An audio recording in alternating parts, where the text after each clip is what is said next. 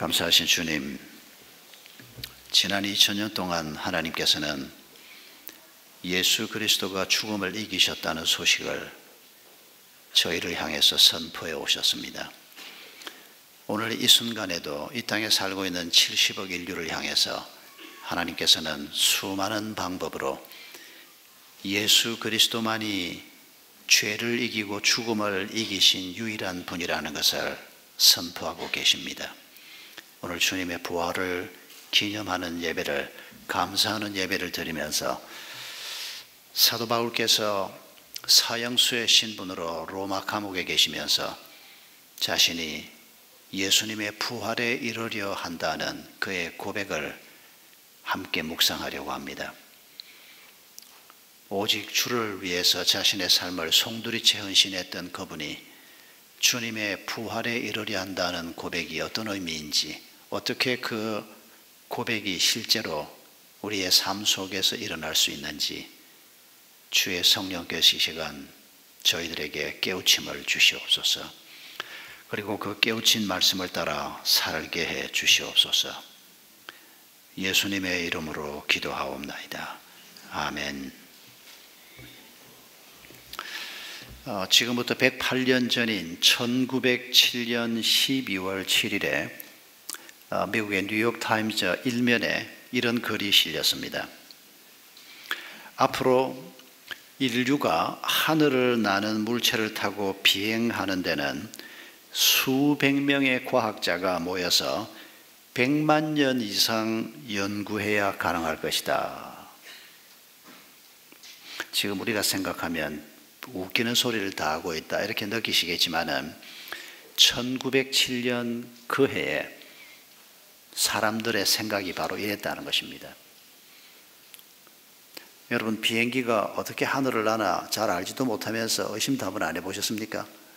그 큰 물체에 엄청난 사람을 태우고 가방들 몇 개씩 다 싣고 그 엄청난 무게를 담은 비행 물체가 하늘을 뜬다, 태평양을 건너간다, 유럽으로 날아간다. 여러분, 이걸 안 본 사람들이 어떻게 믿을 수가 있겠습니까? 1907년 12월에 미국에서 이미 명성을 얻기 시작한 정론지, 무슨 썬데이 서울 같은 그런 신문이 아니고 잡지가 아니고 정론지인 뉴욕타임즈 일면에 이 기사가 실렸습니다. 쓴 분이 누군지는 확인하지 못했습니다만은, 그런데 여러분, 딱 열흘 후에 무슨 일이 벌어졌는지 아십니까? 1907년 12월 17일 날 우리가 기억하고 있는 라이트 형제가 비행 물체를 하늘에 띄우는 데 성공했습니다. 그래서 이 날을 우리는 비행기가 발명된 날이라고 잡는 겁니다. 오늘 우리가 너무도 당연하게 여기고 있는 비행 물체가 하늘을 떤다. 이제 이게 우주 공간을 향해서 나른다. 지금도 여러분 어떤 비행기들은 화성을 향해서 날아가고 있는 거 아시죠? 우리 모두가 이제는 상식이 되고 당연한 일이 되어버린 이 일이 107년 전에는 아무도 상상도 할 수 없는 그런 일이었던 것을 먼저 기억하십시다. 여러분, 예수 그리스도의 부활 사건은 이보다 더 엄청난 사건입니다. 예수 그리스도의 부활을 다루고 있는 복음서의 기록을 보면 비행기가 생겨 쇳덩어리가 하늘을 날아 이것보다 더 믿기 어려웠던 것이 죽은 사람이 살아난다고, 또 죽은 사람이 살았다고 하더라도 그게 나의 부활로 이어진다고, 이건 아무도 상상할 수 없었습니다. 우리가 지난 주간에 마가복음 고난 사건들을 쭉 묵상했습니다마는, 고난 사건이 끝나고 마가복음 16장에서 예수 그리스도의 부활을 마가가 전하고 있지 않습니까? 여인들이 예수님을 그렇게 사랑했던 그분들이 예수님의 무덤을 찾아 올라갑니다. 부활하신 예수님을 만나기 위해서 간 것이 아니고 그렇게 비통하게 돌아가신 예수님의 시신에 향료를 좀 더 발라드리려고, 조금이라도 예수님에게 존경을 표하고 싶은 마음으로 무덤에 올라갑니다. 여성들뿐 아니고 예수님을 따랐던 많은 사람들, 예수님이 꽤 많은 제자들을 남겨놓고 갔지 않습니까? 수백 명에 이르는 그 제자들 중에서 단 한 사람도 예수 그리스도가 죽은 자 가운데서 부활한다고 여러 번 설교를 했음에도 불구하고 단 한 사람도 예수님의 부활을 믿지 못했습니다. 참 믿음 없는 것들 같으니라고. 아닙니다, 여러분. 그렇게 생각한다면 그건 제대로 생각하는 거라고 생각되지 않습니다. 이건 하나님께서 우리가 절대 믿을 수 없는 일을 시작하셨기 때문에 벌어진 일이지, 하나님이 미리 예고했다고 하더라도 어떻게 사람이 죽었는데 다시 살아난단 말입니까? 이건 절대 믿을 수 없는 일입니다.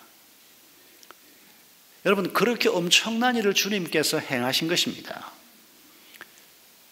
그리고 그 예수님이 40일 동안 부활하신 몸을 가지고 제자들을 만나셨습니다. 그리고 40일이 지난 후에 떠나가셨습니다. 교회 처음 나가서 예수님의 부활 얘기를 듣는데 참 말도 안 되는 저런 얘기를 어쩌면 저렇게 멀쩡하게 얘기를 할 수가 있을까? 사이비 집단 같은 느낌이 들었으면 일찌감치 그 이유 때문에 뜯어치웠을 겁니다.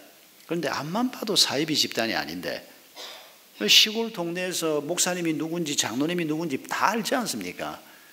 그분들이 사기꾼도 아니고 그분들이 거짓말쟁이도 아니고 우리 마을에서 존경받을 만한 분이라는 걸 알고 있는데, 그런데 교회 가서 앉아 있으면 그런 말도 안 되는 소리를 목사님은 태연하게 하는 겁니다.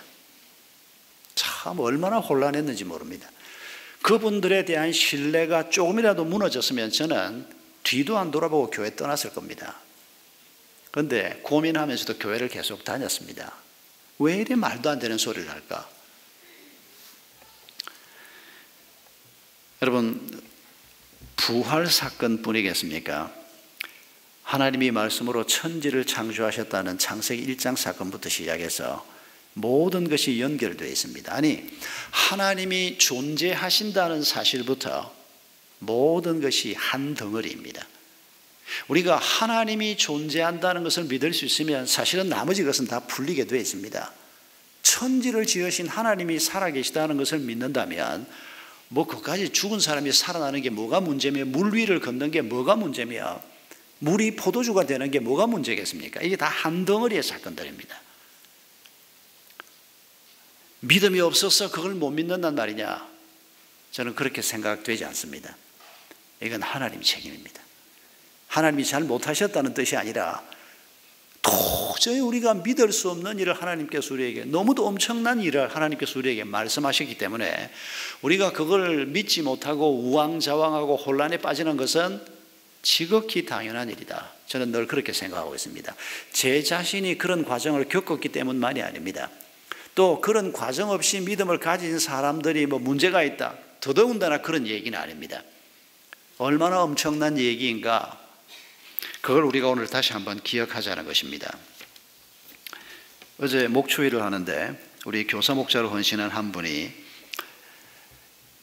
어릴 때 교회를 다녔던 얘기를 했습니다. 내 교회에서 굉장히 나쁜 인상을 받았다, 이런 얘기를 했는데 무슨 얘기인가 하니까 자기가 교회를 가서 하나님이 죽은 사람도 살리고 하나님이 굉장히 능력이 많은 분이라는 말씀을 듣고 죽은 참새를 발견을 했는데, 그 죽은 참새를 들고 교회 와서 주일학교 선생님한테 하나님이 죽은 자도 살리시는데 이 죽은 참새를 살릴 수 있도록 기도해 주세요, 그랬다는 겁니다. 선생님을 놀리기 위해서나 혹은 시험하기 위해서가 아니고 어린 아이가 정말 하나님에 대한 믿음이 조금 있었기 때문에 교회 선생님한테 그랬다는 겁니다. 제가 목초에 앉아서 그 얘기를 듣는데 제가 가슴이 철렁했습니다. 두 가지 생각이 동시에 났습니다. 그동안에 저런 사람 안 만난 게 다행이다. 우선에는 그 생각이 먼저 났습니다. 아니, 제가 고등학교 2학년 때부터 주일학교 교사를 했거든요. 믿음도 없으면서 말입니다. 교회에서 하도 하라고 난리를 떨어서 그냥 한 거죠. 그리고 목사가 돼서 성경을 가르친다고 평생을 사는데 누가 와서 죽은 참새를 들고 와서 하나님이 죽은 자도 살리신다 그랬지 않습니까? 이러고 덤벼들었으면 이 일을 어떻게 했을까? 그런데 또 한편으로 생각하니까 비슷한 일이 없었던 게 아닙니다. 목수일을 하는데 그분이 얘기를 계속하고 있는데 죽은 참새 얘기가 계속 머리를 떠나지 않는 겁니다. 여러분 어떻게 하실 겁니까? 여러분의 아직 아이들이 어리고 그냥 하나님에 대한 순수한 마음 가지고 밖에서 죽은 벌레를 들고 들어와서 이 예쁜 벌레가 살아나도록 엄마 기도해 주세요. 그럼 어떡할 겁니까? 쥐박을 겁니까? 자식 공부는 안 하고 쓸데없는 짓 하고 있다고? 아이들 마음에 상처를 주는 겁니다. 여러분의 손주가 그런 제안을 하면 어떡할 겁니까? 우리의 목원들 중에서 처음 교회 출석한 사람들이 그런 얘기를 하면 여러분 뭐라고 답하실 겁니까? 여러분 우리가 지금 들어선 이 신앙의 세계는 그저 수양 삼아 해보기에는 너무 엄청난 일들이 벌어지고 있는 것입니다. 여러분 이 모든 것에 대한 답이 저는 바로 오늘 우리가 지금 부활절 감사 예배를 드리고 있는 그리고 이 예수 그리스도의 부활에 그 답이 있다고 말씀드리고 싶습니다. 이 부활에 대해서 특별히 오늘 우리가 읽은 본문 11절에 보면 사도 바울께서 이렇게 고백합니다. 이때 이분은 로마 감옥에 계셨습니다. 로마 감옥의 사형수의 신분이었던 것으로 짐작이 되는데 그리고 얼마 있지 않아서 순교를 당하시는데 이분이 로마 감옥에 계시면서 자기가 자식처럼 사랑했던 빌립보 교회 성도들에게 지금 편지를 쓰는 겁니다. 그 편지를 쓰면서 내가 어떻게 해서든지 죽은 자 가운데서 부활에 이르려 한다라고 말씀하고 있습니다. 바울 자신이 말입니다. 어떻게 해서든지 주님이 부활하신 그 사건을 지금 떠올리면서 내가 부활에 이르려 한다. 내가 이미 붙잡았다는 것도 아니고 지금 열심히 표대를 보고 달려가는데 상을 바라보고 내가 달려가는데 부활하신 예수 그리스도의 그 생명력이 오늘 내 삶의 자리에서 내 속에서 내 고뇌, 내 외로움, 내 아픔, 내 문제 속에서 예수 그리스도의 그 부활의 생명력이 역사하기를 기대한다. 이런 고백을 하고 있는 것입니다. 여러분 사도 바울이 주님이 죽음에서 벗어나신 그 능력 가지고 나를 이 사형수의 자리에서 빨리 벗어나게 해주기를 기대한다. 이런 의미로 부활에 이르려 한다. 그렇게 말하고 있을까요? 아닙니다. 사도 바울은 그렇게 생각하지 않았습니다. 오히려 그는 빨리 그 나라로 가고 싶다. 그러나 내가 여기에서 해야 할 일이 있기 때문에 이러고 있는데 내가 이 두 나라 사이에 끼어 있다. 그렇게 고백했던 분입니다. 여러분 사도 바울이 어떤 의미로 이 고백을 하고 있는지 빌립보서를 잘 읽어보면 쉽게 발견할 수 있습니다. 빌립보 4장 13절 우리가 잘 기억하는 구절입니다. 내게 능력 주시는 자 안에서 내가 모든 것을 할 수 있다. 여러분 이 말씀은 바로 내가 예수 그리스도의 부활의 생명에 이르고 있다라고 하는 다른 표현일 뿐입니다. 모든 것을 할 수 있다고 하는 바울의 고백이 무슨 의미입니까? 지금 그가 감옥에 앉아 있습니다. 사형수의 신분입니다. 여러분 우리나 바울이나 똑같은 인간입니다. 그가 사형수의 신분으로 감옥에 앉아 있으면서 이미 연세는 많으신 분입니다. 그리고 몸에 병도 있었습니다. 요즘 감옥하고 비교해서 여러분 2000년 전 감옥이 얼마나 열악했을지 우리가 짐작할 수 있습니다.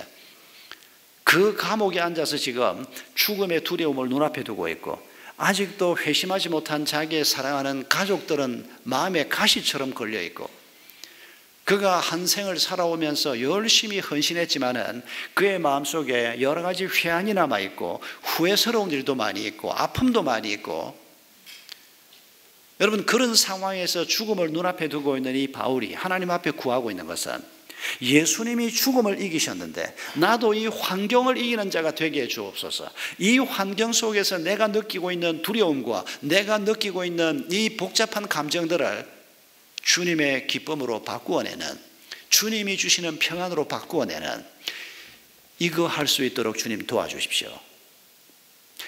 바로 그 의미라고 생각합니다. 내가 부활에 이르려 한다.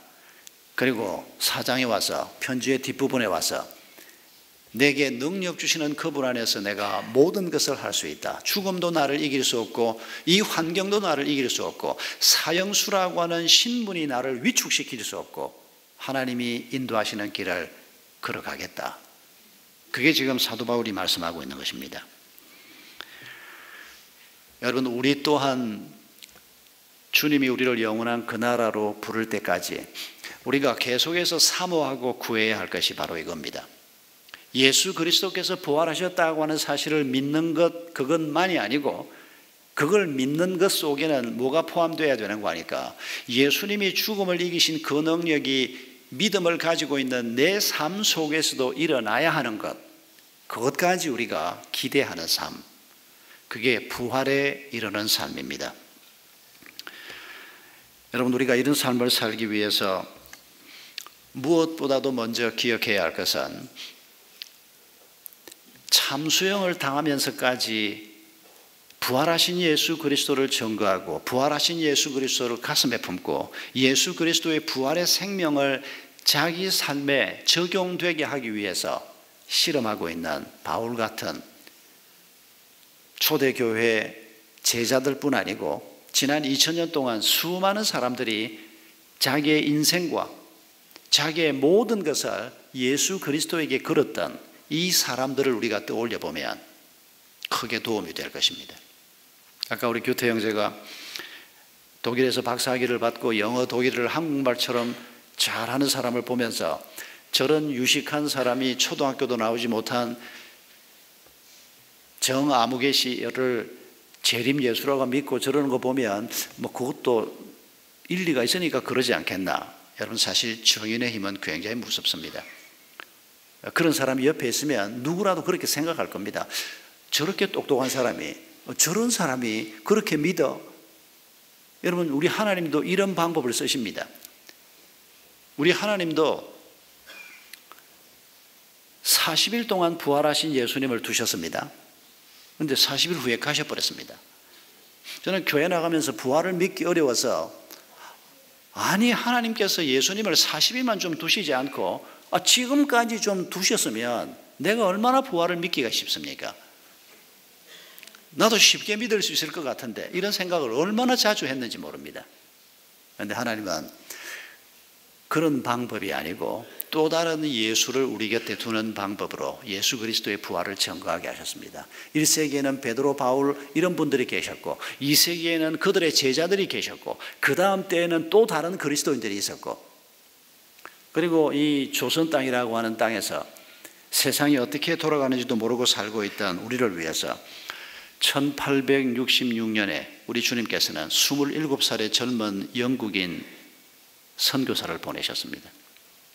안타깝게도 그분은 제대로 복음 한번 전해보지 못하고 대동강변에서 박춘권이라는 사람의 칼에 맞아서 순교합니다. 제가 영국에 공부하러 갔을 때 제일 먼저 했던 것 중에 하나가, 토마스 목사님의 고향교회가 런던에서 서쪽으로 한 1시간 반 정도 가면 하노브라고 하는 조그마한 마을이 있는데, 영국에 짐을 풀어놓고 좀 학교가 좀 안정이 되면 첫 번째로 하고 싶었던 게 그분의 그 파송교회, 그의 아버지가 담임 목사로 있었고 그 교회에서 어린 시절을 보내고 런던 선교회 파송으로 중국에 왔다가 결국 조선 땅에서 목숨을 잃은 그분의 모교회를 가보는 것이었습니다. 그리고 얼마 있지 않아서 제가 그 교회를 가봤습니다. 그런데 이 토마스 목사님의 초상화를 하나 옆에 방에 두고 있다가 한국 사람들이 오니까 그 초상화를 꺼내서 안내하는 분이 보여주었던, 그리고 그 아버지가 토마스 목사님이 한국에 와서 순교할 때 그 교회 담임 목사로 계셨던 강단 뒤에 어느 담임 목사님이 몇 년도부터 몇 년까지, 어느 목사님이 몇 년도부터 몇 년까지, 아버지가 그 교회 담임 목사로 있을 때 그의 그 똑똑한 아들이 공부를 아주 잘했었습니다. 그 아들이 한국에 와서 조선 땅에 와서 순교당할 때 그 아버지는 그 교회 목사였습니다. 그 아버지의 무덤이 그 교회 마당에 있었습니다. 여러분, 27살밖에 되지 않은 젊은 청년이 이미 그의 아내를 결혼해서 막 중국에 왔는데 아내를 중국에서 병으로 잃었습니다. 그런데 돌아가지 않았습니다. 그러면서 중국보다 더 복음이 들어가지 않고 있는 이 쇄국 정책을 쓰고 있는 조선이라고 하는 땅이 있다는 것을 알고 조선 말을 배우면서 이 땅에 들어올 것을 그가 호시탐탐 엿보고 있었습니다. 왜 그럽니까? 들어가면 죽을 수도 있는데 그리고 결국 죽음의 길인데 그게 오직 한 가지 이유 때문입니다. 죽음을 이길 수 있고 죄를 이길 수 있고 우리의 불행을 근본적으로 이길 수 있는 길은 예수 그리스도께서 죽음을 이기신 부활의 길 말고는 다른 길이 없기 때문입니다. 이걸 아는 자로서 중국까지 왔다가 조선이라고 하는 잊혀진 땅이 그 옆에 있는 걸 보면서 하나님이 그의 마음에 불을 붙이셔서 이 젊은 27살의 선교사가 대동강변에 와서 한자로 된 성경을 강변으로 집어 던지면서 몇 마디를 외치고, 그리고는 박충권이라고 하는 이 조선 군인이 칼을 휘둘러서 토마스 목사님이 그 자리에서 죽는 겁니다. 전해지는 얘기에 의하면 이 박충권 씨가 어느 날 부흥회가 진행되고 있는 자리에서 내가 토마스 목사를 죽였소 하고 고백하는 말을 들었던 사람들의 증언이 지금까지 전해지고 있습니다. 그래서 박춘권이라는 분이 토마스 목사를 죽였지만은 그분이 바로 그리스도인이 된 이런 기가 막힌 우리 조선 초기에 교회사 얘기가 있습니다. 1889년 10월 4일에 인천에 도착한 요셉 헨리 데이비스라고 하는 호주 선교사님이 계셨습니다. 인도로 가기를 원했던 분입니다. 그런데 여러 가지 과정 끝에 조선 땅으로 호주 멜번에 있는 한 교회 파송을 받고 오는데 혼자 오지 않고 누이하고 같이 파송을 받고 옵니다. 서울에 도착해 보니까 그때만 해도 서울에 벌써 꽤 많은 선교사님들이 계셨습니다. 그 이분이 시골에 내려가기를 원했습니다. 그리고 특히 예수님이 했던 것처럼 걸으면서 도보 여행을 하면서 복음 전하는 일을 위해서 마음의 작정을 가지고 온 분이었습니다. 그래서 이분이 최종 목적지를 부산으로 정해놓고 서울을 출발해서 걸어서 공주 쪽으로 내려와서 광주를 거쳐서 전라도를 돌아서 사천을 돌아서 그리고 부산까지 한 20일 동안 걸으면서 사람들을 만나고 그 도보 여행을 계속합니다. 그리고 1890년 4월 4일 부산에 도착합니다. 네, 그 다음 날 4월 5일에 이분이 돌아가십니다. 여행을 하면서 병에 걸리신 겁니다. 일본인 의사를 데리고 와서 진단을 시켜보니까 천연두라고 했다고 합니다. 그런데 이분이 몸이 그렇게 허약해져 가는데도 복음 전하고자 하는 욕심 때문에 무슨 조치를 취하지 않고 계속 걸으면서 복음을 전하면서 걸어서 여러분 그 길이 어딥니까? 서울을 출발해서 공주로 해서 광주로 해서 전라도 저 남쪽까지 내려갔다가 거기에서 다시 사천으로 갔다가 마침내 부산에 도착했는데 몸은 완전히 병들어 있었습니다. 그분은 6개월 딱 조선 땅에 머물렀습니다. 그의 누이는 그때 서울에 있었습니다. 왜 그래야 합니까? 왜 세상 사람들이 어리석다고 말할 수밖에 없는 그 소중한 생명을 호주, 영국, 미국 이런 서양 사회에서 그렇게 공부 많이 하고 똑똑한 수많은 20대, 대부분이 20대들이었습니다. 20대, 30대의 젊은 선교사들이 왜 이 땅에 와서 이렇게 죽음을 당하고 왜 이렇게 희생을 해야 합니까? 한 가지 이유 때문입니다. 사람들이 고통에서 벗어날 수 있고 진정으로 행복한 삶을 살 수 있는 유일한 길은 죽음을 이기신 예수 그리스도, 죄악을 이기신 예수 그리스도가 여신 길을 걷는 것밖에 다른 길이 없기 때문입니다. 여러분, 죽음이 얼마나 우리를 두렵게 하는지 여러분 경험해 보신 적이 아마 간접 경험이라도 있을 겁니다. 저도 그동안 죽음이 코앞을 지나가는 그런 경험을 잠깐 해본 적이 있습니다만은 우리가 이 세상에 살면서 가장 두려운 것이 죽음이요. 그리고 죽음 중에서도 가장 처참한 죽음, 가장 고통스러운 죽음은 자식의 죽음이라고들 얘기하지 않습니까? 생각만 해도 끔찍합니다. 내세를 믿지 않는 사람, 다음 세상에 있는 것을 믿지 않는 사람들이 죽음을 생각할 때 어떤 느낌일까? 조금 알 수 있습니다. 부활신앙을 갖기 전에 그 허망함, 인생의 허무에 대해서 많이 고민해 봤기 때문입니다. 박완서 씨를 여러분 기억하실 겁니다. 우리 한국의 대표적인 문인 중에 한 분인데 몇 해 전에 이분이 돌아가셨죠. 이분이 쓴 책 중에서 한 말씀만 하소서라고 하는 책이 있습니다. 베스트셀러가 된 책까지는 아는데, 이분이 서울 올림픽이 있던 1988년에 남편을 잃었습니다. 그런데 남편을 잃고 3개월 만에 25살 된 아들을 잃었습니다. 그때 그 아들은 레지던트를 하고 있었습니다. 그런데 레지던트를 하던 중에 과로사로 25살밖에 안 된 청년이 죽어버린 겁니다. 박완서 씨가 겪었을 고통이 어떤 것인지 자식의 죽음을 직접 겪지 않아도 우리가 웬만큼 짐작할 수 있습니다. 특히 저는 제가 중학교 2학년 때 제 3살 아래 아우가 교통사고로 죽는 경험을 했습니다. 저도 그때 엄청난 충격을 받았지만은 그때 이후로 한 몇 년 동안 우리 어머니가 어찌할 바를 모르던 우리 어머니가 안고 있던 슬픔을 제가 옆에서 지켜보면서 자식의 죽음이 어떤 것인가 하는 것을 그때 꽤 적나라하게 느낄 수가 있었습니다. 박완서 씨가 한 말이 참 이해가 되는 게, 그분이 그 책에서 일기 형식으로 기록한 이런 글이 있습니다. 원태야 원태야 내 아들아, 이 세상에 네가 없다니 그게 정말이냐. 하나님 너무하십니다. 그 아이는 이 세상에 태어난 지 25년 5개월밖에 되지 않았습니다.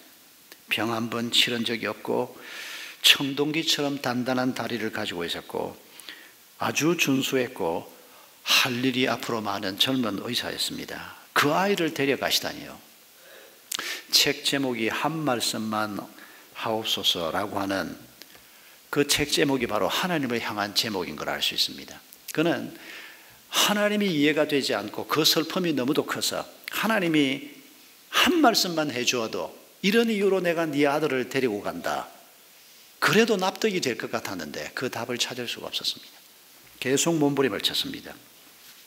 그러다가 그분이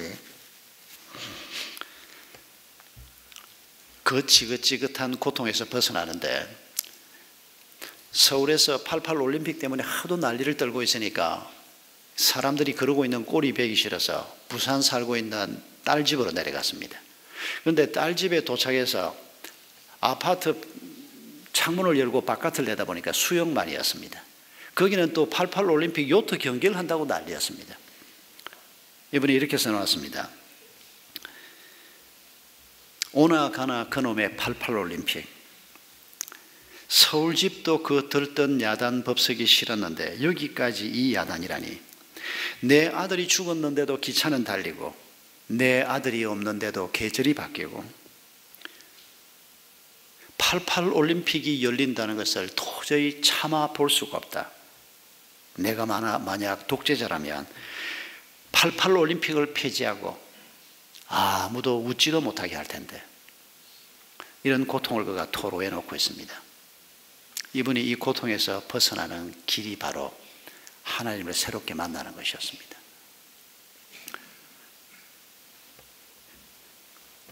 하나님께서 행하시는 일들을 내 관점이 아니고 하나님의 관점에서 새롭게 보면서 이분이 먹을 수 없던 음식이 먹혀지기 시작하고, 먹기만 하면 토하던 음식이 소화가 되기 시작하고, 그리고 어느 날 보니까 아들 하나는 갔지만은 내 곁에 자식이 넷이나 남아있다는 사실을 깨닫게 되고, 그러면서 하나님을 새롭게 만나면서 이분이 서서히 회복이 되는 얘기를 해놓고 있습니다.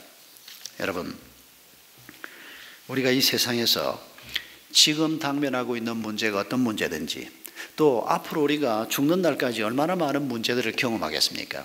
그러나 여러분, 사도 바울이 고백한 것처럼 내가 예수 그리스도의 부활에 이른다면, 내가 예수 그리스도의 부활의 생명력을 내 삶 속으로 옮겨올 수만 있다면, 우리를 이길 수 있는 것은, 예수 그리스도의 부활의 능력을 이길 수 있는 것은 이 세상에 아무것도 없다는 것을 기억하십시다.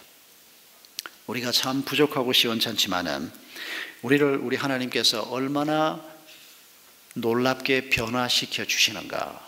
신앙생활을 하면서 모든 그리스도인이 깨닫게 되는 하나님의 축복입니다.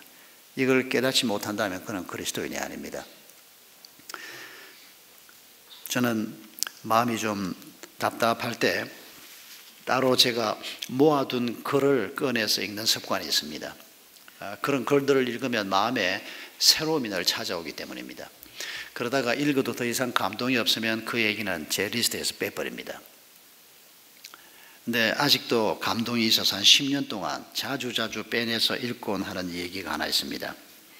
맨 처음 제가 이 얘기를 접했을 때 이게 실화인지 아니면 픽션인지 잘 몰랐습니다. 그냥 얘기로 읽었습니다.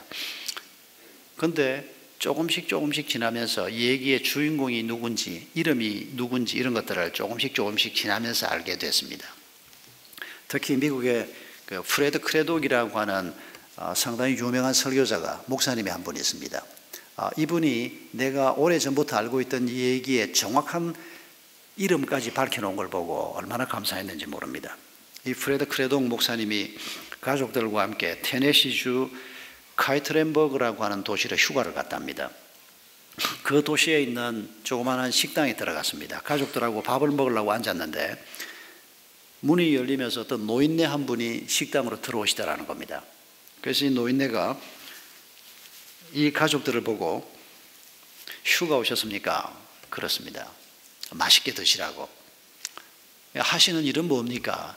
목사입니다. 그러니까 목사라고요? 그러면 내가 들려줄 얘기가 하나 있습니다. 그리고 이 노인네가 옆자리에 앉았다는 겁니다. 이 노인네가 이런 얘기를 들려주었습니다. 미국 남부의 한 조그마한 시골 도시에 사생아 아이가 하나 있었다는 겁니다. 미혼모였습니다. 어머니가. 젊은 여성이 아버지도 없는 아이를 낳아서 고향도 아닌 낯선 곳으로 와서 그 아이를 키우면서 살고 있는 미혼모였던 어머니, 그리고 그 어머니에게서 태어난 사생아 아들이 하나 있었습니다. 이 아이는 자라면서 아버지가 누군지 엄마가 얘기를 해주지 않아서 아버지의 이름도 모르고 얼굴은 더더군다나 모르고 가난하고 궁핍하고 어머니가 열심히 일을 해도 겨우 먹고 사는 정도뿐이지. 근데 그나마 그건 좀 괜찮은데 주변 사람들이 그 보수적인 시골 마을에서 남편도 없이 어린 사람이 애를 낳아서 키우는 이들을 격려하는 사람들보다는 이 사람들을 무시하고 왕따시키는 사람들이 더 많았습니다. 이 아이가 초등학교를 다니면서 친구를 사귈 수가 없었습니다. 늘 자기는 사생아였습니다. 늘 애비 없는 자식이었습니다. 아버지의 이름을 얘기할 수가 없었습니다. 모르니까, 엄마가 말을 안 해주니까. 어머니에게도 그 아버지의 이름은 원망의 대상이었던 겁니다. 기억하고 싶지 않은 이름이었습니다.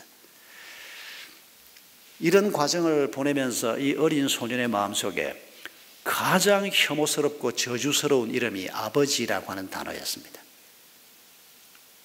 모든 아버지 어머니들이 그 사랑스러운 이름을 가지고 있음에도 불구하고 여러분 그 이름이 혐오스러운 이름으로 바뀌지 않도록 조심 또 조심해야 할 것입니다. 어느 날 이 아이가 마을에 교회가 하나 있는데 그 교회에 목사님이 새로 왔는데 그 목사님의 설교가 굉장히 은혜롭다는 얘기를 이 꼬마가 들었습니다. 교회에 가보고 싶은 마음이 생겼다는 겁니다. 그런데 사람들이 많이 들락날락하니까 교회를 그냥 갈 수는 없고 사람들이 교회에 다 들어가고 예배가 시작이 된 다음에 가만히 들어가서 맨 구석에 가만히 앉아 있다가 예배가 끝나면 사람들이 나오기 전에 얼른 혼자 빠져나오는 이런 방식으로 교회를 다니기 시작했습니다. 하나님께서 이 아이를 찾아오셨습니다.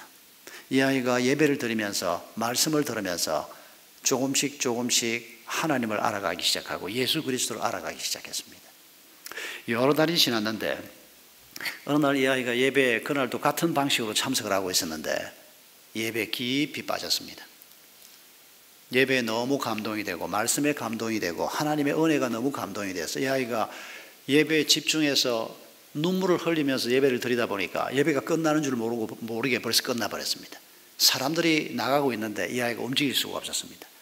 그래서 그냥 고개를 푹 빠뜨리고 모든 사람이 나간 다음에 나가려고 가만히 기다리고 있었습니다. 누가 와서 어깨를 짚는데 보니까 목사님이었습니다. 목사님하고 1대1로 처음 딱 얼굴을 맞닥뜨린 겁니다. 그런데 목사님이 이 아이를 보고 이렇게 말했습니다. 네 이름이 뭐냐? 네 아버지가 누구냐? 이렇게 말했습니다. 네 아버지가 누구냐라고 하는 말을 듣는 순간에 몸서리가 쳐졌다고 했습니다. 그 지긋지긋한 아버지라고 하는 단어가 목사님 입에서도 나오나 몸서리가 쳐졌는데, 그러나 그 몸서리는 오래가지 않았습니다. 왜냐하면 네 아버지가 누구냐 그렇게 말한 다음에 바로 이어서 목사님이 이렇게 얘기했습니다.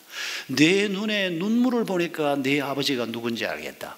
네가 하나님의 아들이구나. 네가 하나님을 닮았구나. 목사님이 이 아이에게 그렇게 얘기를 했습니다. 이 아이가 바로 그 노인이었습니다.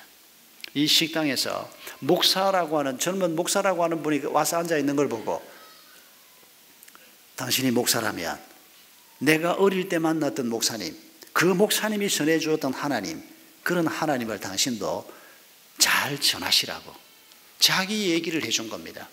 그 사생아가 자기였다고, 자기가 하나님의 은혜 가운데 한 생을 잘 살았다고. 그리고 이 노인네가 나가셨습니다. 이 목사 크레독이 기가 막혔습니다. 너무 엄청난 메시지를 그분이 얘기를 했고, 그 하나님의 놀라운, 여러분 사생아의 가슴에 얼마나 큰 상처가 있습니까? 더군다나 어릴 때인데.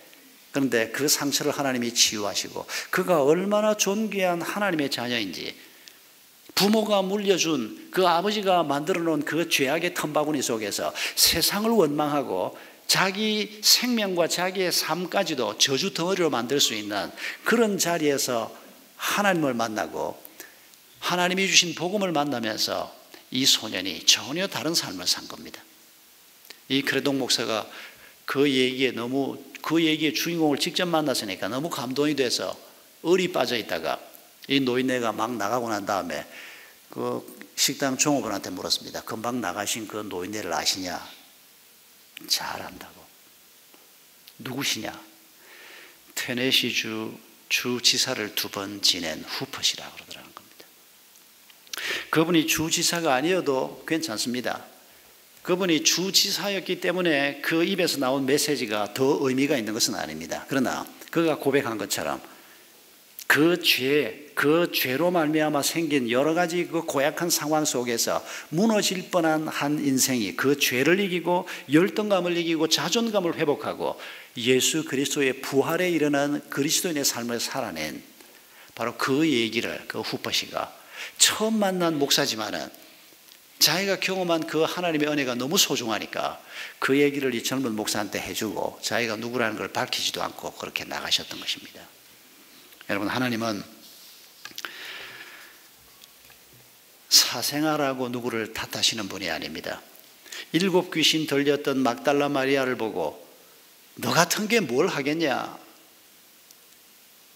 우리 주님이 그런 말씀을, 그런 생각조차 하지 않았을 뿐 아니고 막달라 마리아 자신도 자신의 과거에 대해서 단 한 번도 그런 생각을 하지 않을 수 있도록 그 보잘것없는 여자를 우리 주님은 참 소중한 제자로 만드셨습니다.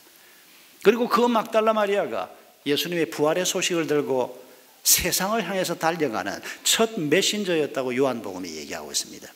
아예 요한복음에서는 세 사람의 여성을 얘기하는 게 아니고 막달라 마리아 한 사람 얘기만 하고 있습니다.